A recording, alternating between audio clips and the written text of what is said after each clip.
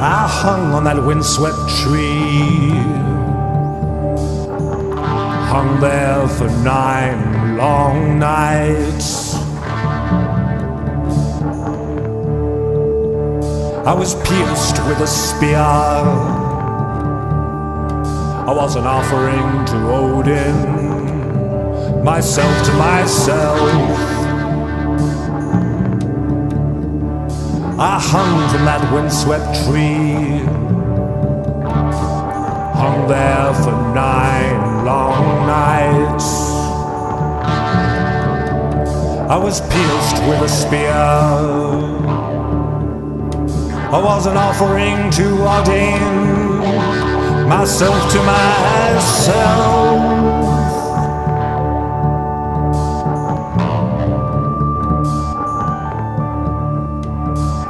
No one has ever known or will ever know the roots of that ancient tree. No one has ever known or will ever know the roots of the ancient tree. Alone without comfort, me alone without bread. Alone barely conscious, me alone without a drink from the horn.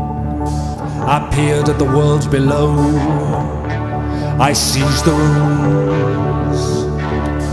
Shrieking I seized the runes, then I fell back.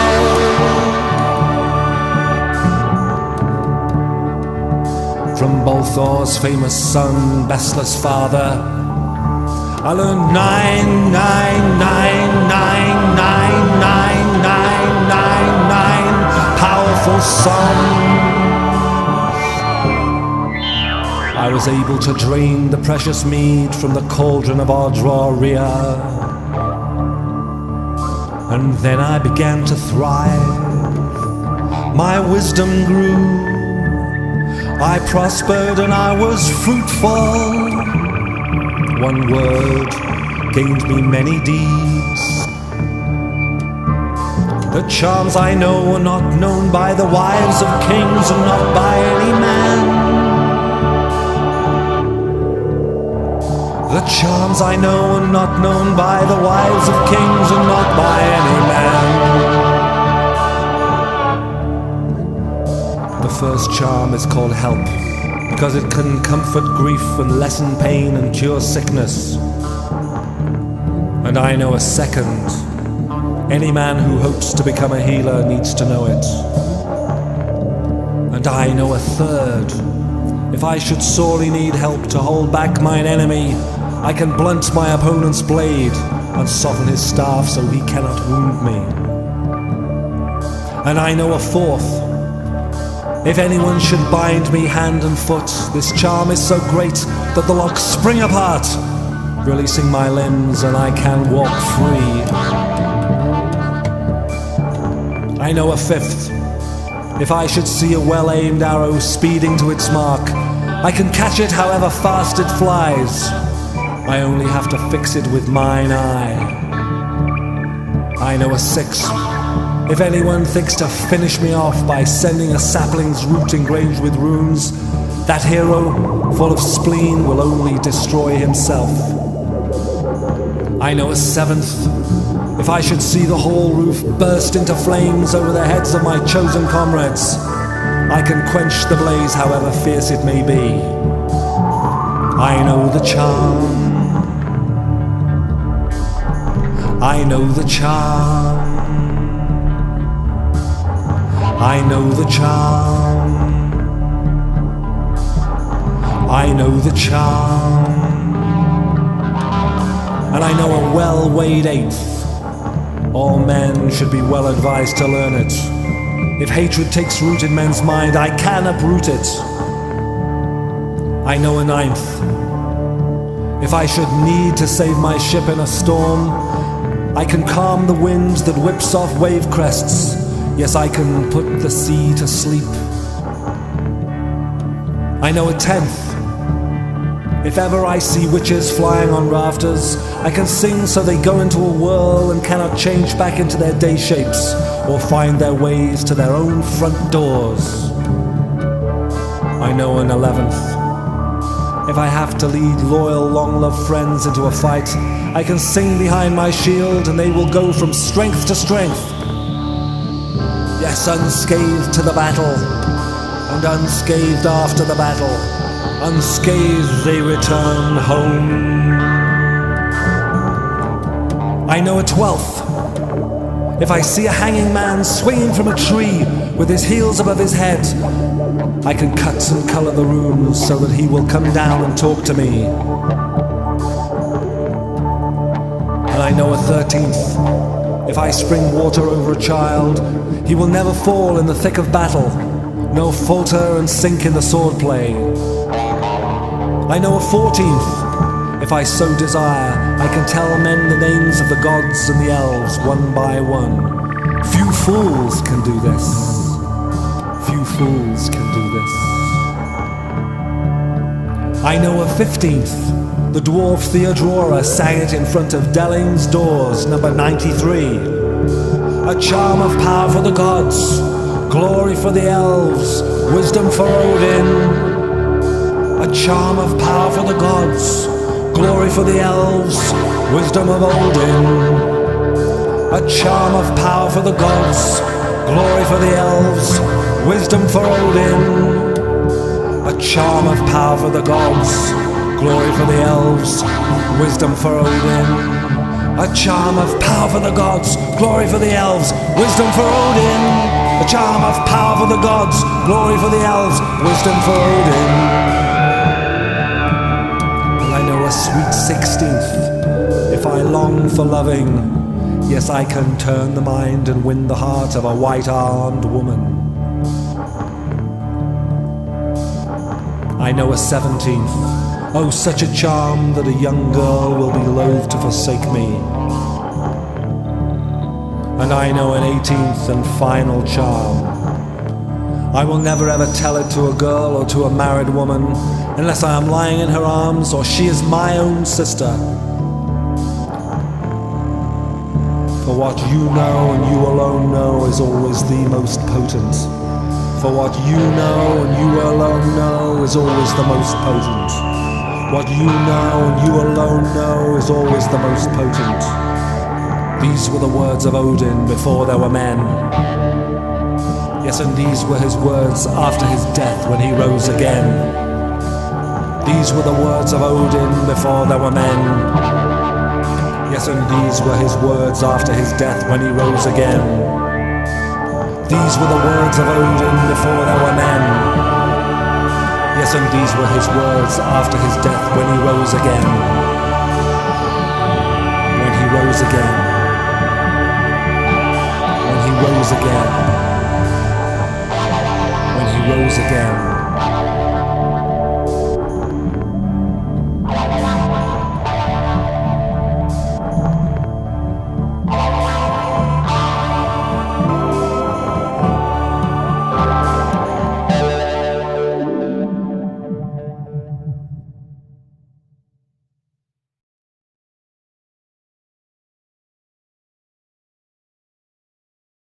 How many times were we told as children that our ancient ancestors could not read and write until the Romans arrived? Yet if we read the actual words of Julius Caesar, we will discover that he himself informed us that the wise ones of the prehistoric tribes of ancient Europe and Britain would not have their tenets published, because they would not have those who learned by them trusting to letters. Caesar himself said they did not deem it lawful to commit those things to writing. Instead, those ancients preferred to trust the deep oral traditions of their wise ones, whose memories had been trained over 20-year periods in colleges of ancient learning. As Caesar himself recorded, the wise ones of the north believed that writing could only be employed for accounting and other such secular matters. Unfortunately, the coming of the Romans swept aside all these ancient ways, and the defeated tribes were branded barbarians by this young victorious empire. The Roman occupiers sent in later historians to write down accounts of the traditions, lifestyles, and religions of those so recently defeated. But, like the British in Aboriginal Australia and the Spanish in South America, the Roman historians sat in harsh judgments of those whom they had recently conquered. And so the ways of the British and North Europeans whom they had tamed were dismissed as the deluded ramblings of semi-human barbarians. Just as Christopher Columbus erroneously named all of the indigenous American tribes Indians because he had been searching for India, so the Romans lazily named all the conquered North European tribes west of the Rhine Celts.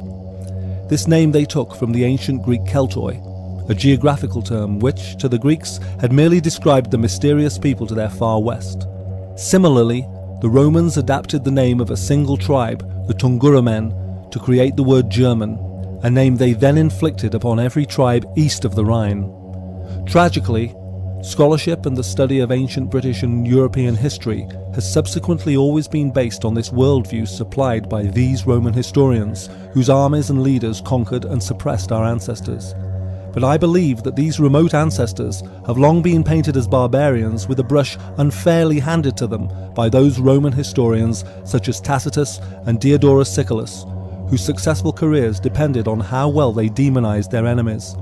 Indeed, study of the contemporary Romans reveals them to have been neither more nor less bloodthirsty in their sacrifices than the northern European tribes, just more practical and more technologically ingenious in their disposal of the dead.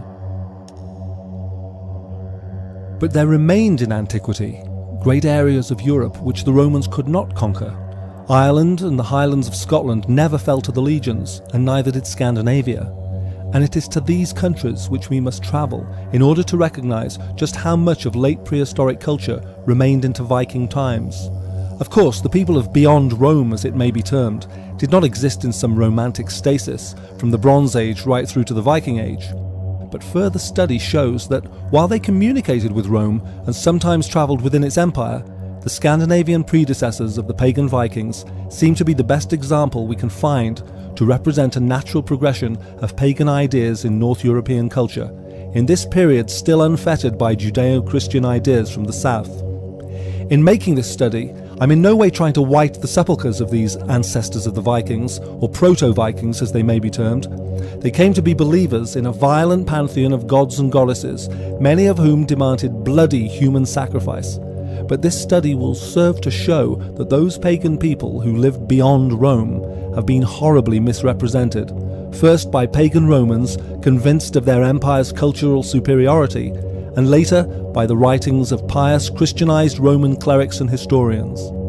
This is not just because the people who lived beyond Rome were more violent and bloody than those people of Christendom, but because their violence, like the Muslim Saracens, was from a Christian point of view directed and inspired by the wrong God. In many cases, early Christians were just as violent as their pagan counterparts, but because Christianity preached forgiveness and turning the other cheek, even if they could not put this into practice, its ideals still allowed Christians to take the moral high ground. As our histories have by now all come down to us from a Christian point of view, so we tend to give the actions of the Crusaders in the Holy Land a wide berth because they were doing it all for God, that is, raping and pillaging and killing in the name of Jesus Christ. But accounts of similar actions by the Saracens or the Vikings raise our anger because their actions were all being done in the name of their alien gods. But Muhammad was not a peaceful prophet like Jesus Christ, and Islam still today believes in such a thing as holy war. Indeed, after his visions, Muhammad himself gathered up an army and made holy war on many of his neighbours.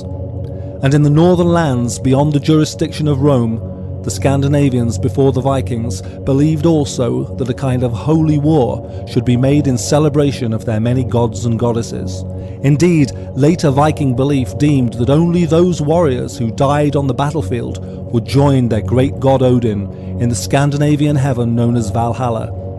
And at the great finale of the world known as Ragnarok, even Odin would die in the great jaws of the giant wolf Fenris.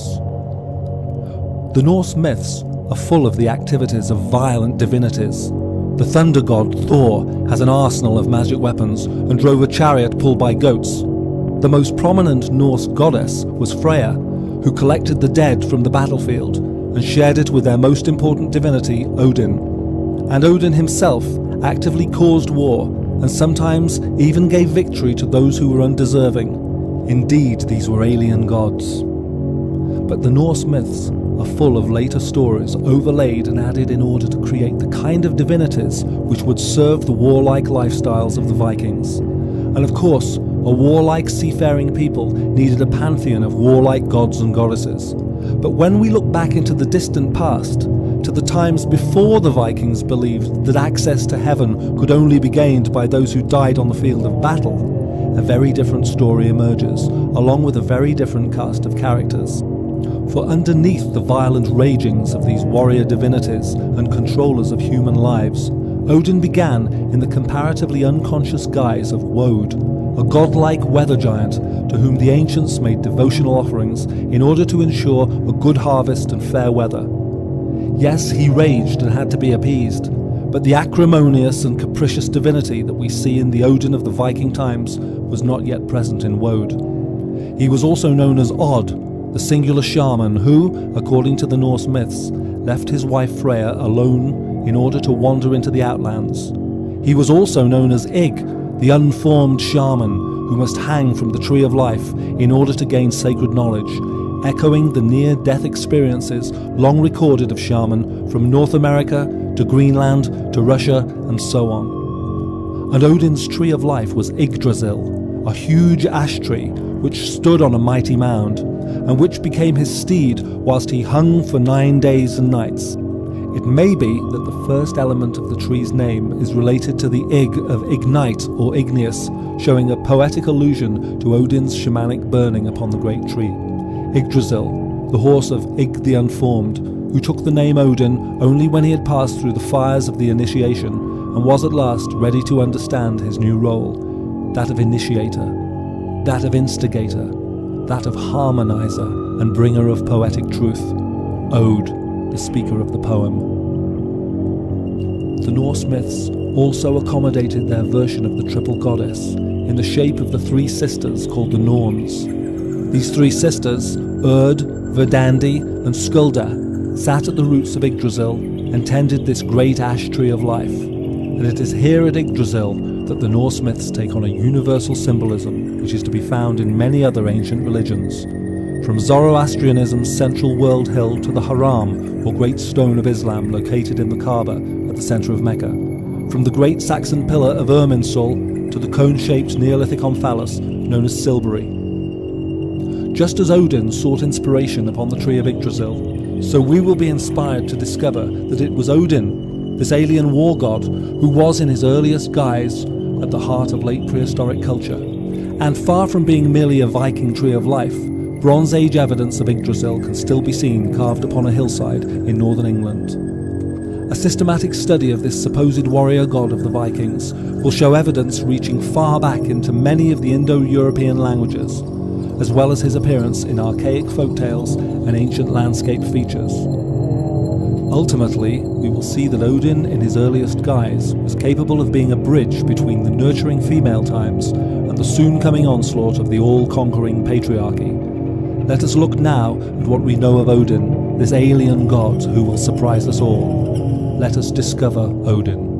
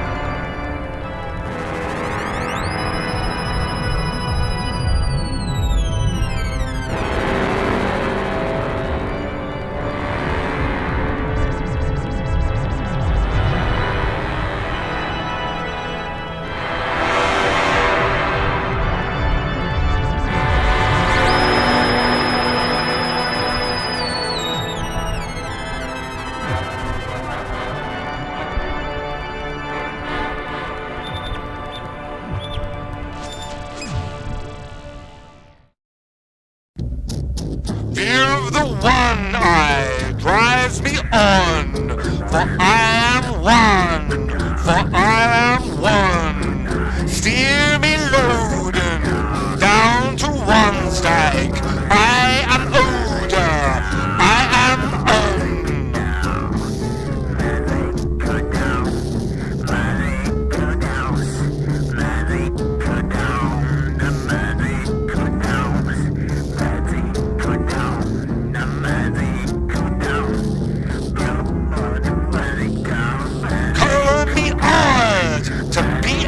sword in Luke's bright jewel, unwinking soul, unthinking hanging me on the tree for 3 long days. In thy tree, Odin that free, ich war dry, myself a sacrifice to I.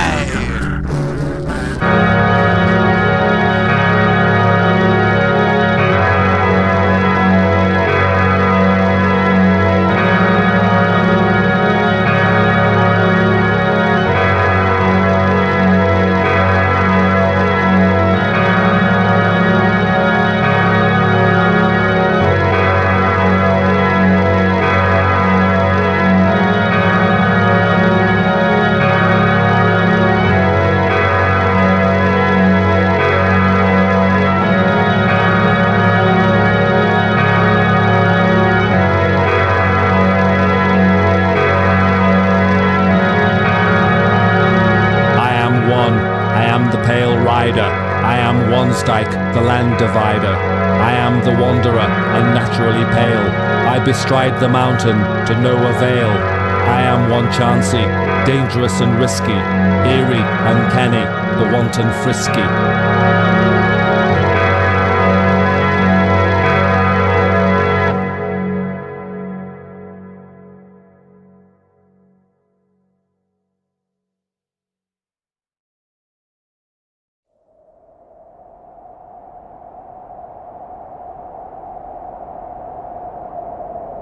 The psychologist, Dr. Brian Bates, has asserted that the great world tree of Yggdrasil was, almost certainly, a sacred tree on a sacred mound, either growing naturally or cut down and re-erected on that mound.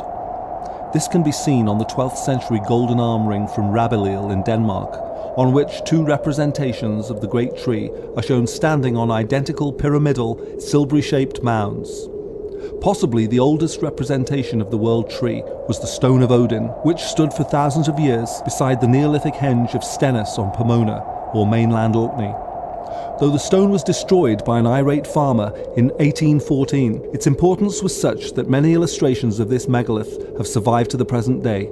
And though the majority of the drawings are extreme close-ups, the most accurate representation of the stones of Stennis, that made by John Cleveley in 1772, shows the Stone of Odin nearby clearly standing on a fairly large mound. There are no trees on Pomona. Kerr's naval log of 1870 states fretfully, "Alas, not so much as a shrub is to be seen." But this peculiarity has been providential for we prehistorians, as it forced the ancients of mainland Orkney to use the hard flagstone in its place.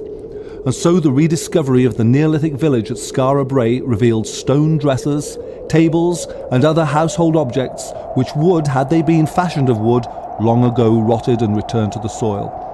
Similarly, the ancients of Orkney were forced to fashion their world tree out of the same tough flagstone as that at Skara Brae, meaning that this representation was able to survive intact far longer than any wooden version of Yggdrasil. The Stone of Odin was pierced by a large hole, through which babies were passed to ensure a healthy life, and through which lovers and others made vows to one another, known as the Oath of Odin. This oath was so binding that as late as the 1850s, the person who dared to break the engagements made here was counted infamous and excluded from all society. With these long traditions of healing and contracts in mind, it is all the more important to discover direct links between the Stone of Odin and its employment as a shamanic device in the true Odinist manner. This usage can be seen in a story related by the folklorist Walter Trail Dennison, in which a man called Thorodale wishes to acquire the power that will enable him to see the legendary invisible island known as Hildeland. He writes, For 9 times at midnight, when the moon was full, he went 9 times on his bare knees around the Odin stone of Stennis, and for 9 moons at full moon he looked through the hole in the Odin stone and wished he might get the power of seeing Hildeland.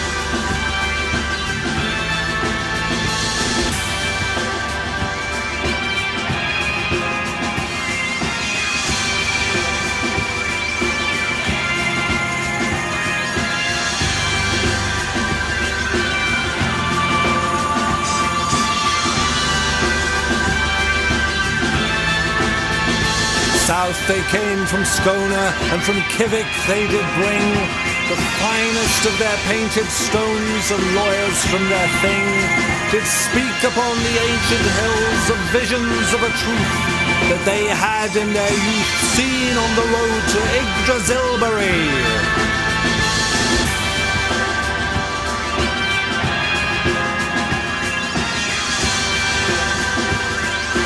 North they came from summer rain, from Anta's tall and rock-cut caves. The shamans raved to lead the way, but wait their turn to spin and burn on dedication's road to Yggdrasilbury.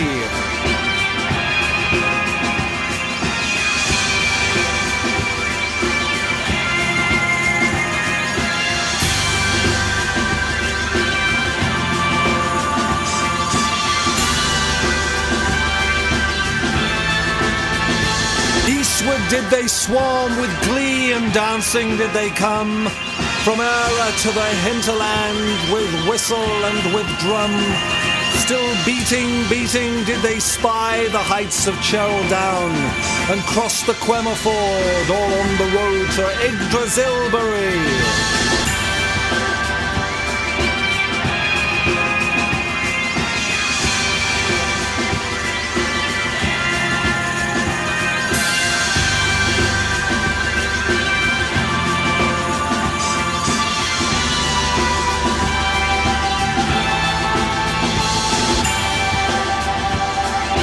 West they came from Medway, brought they flints from Galdrum's fire, to mingle in the uplands of the richest Stavebury Marl.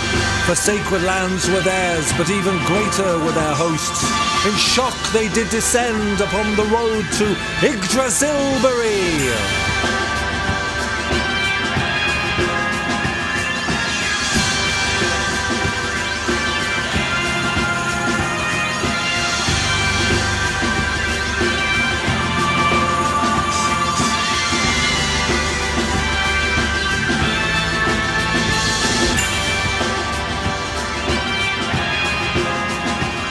Northeast they came from Cornu, from the circles of Land's End. Cross ridgeways and down rivers on their journey they did wend. From ocean shore to Bodmin Moor, they walked the road to Yggdrasilbury.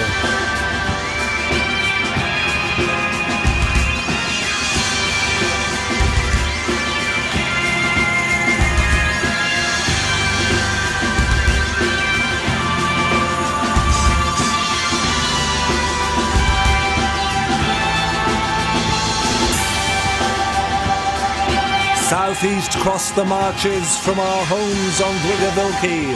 With neighbours from the holy head of Mona, we bring blessings to the healthy. To the ill and to the dying, we bring charms of ancient power. As every hour we stomp the road to Yggdrasilbury.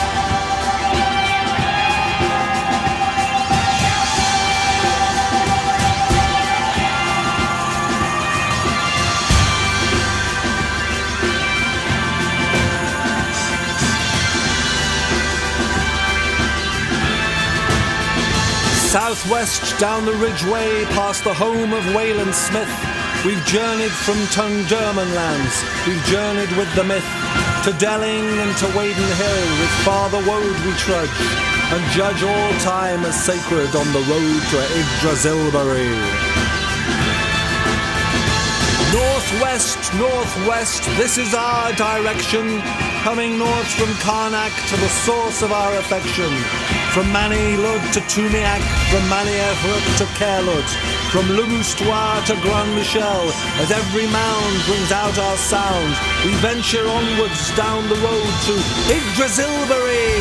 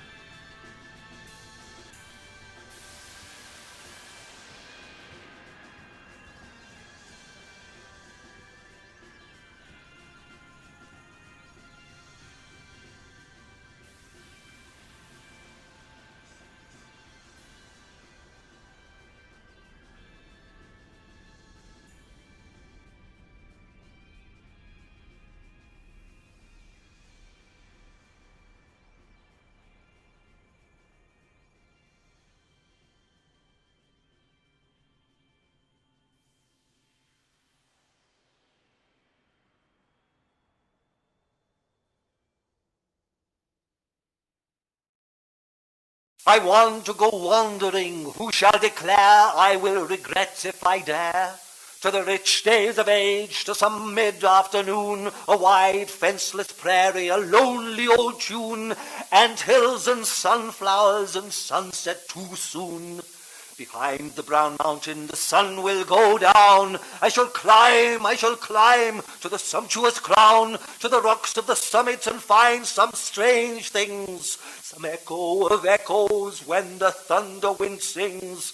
Old Spanish necklaces, Indian rings, or a feeble old eagle with great dragging wings. He may leave me and soar, and if he shall die, I shall bury him deep while the thunder winds cry.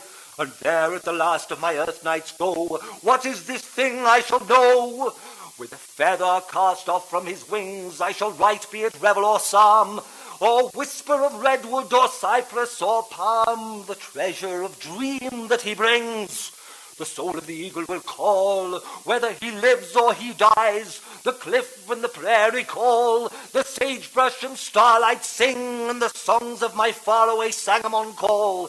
From the plume of the birds of the Rockies and midnight's omnipotent wing, the last of my earth nights will ring with cries from a far-haunted river, and all of my wandering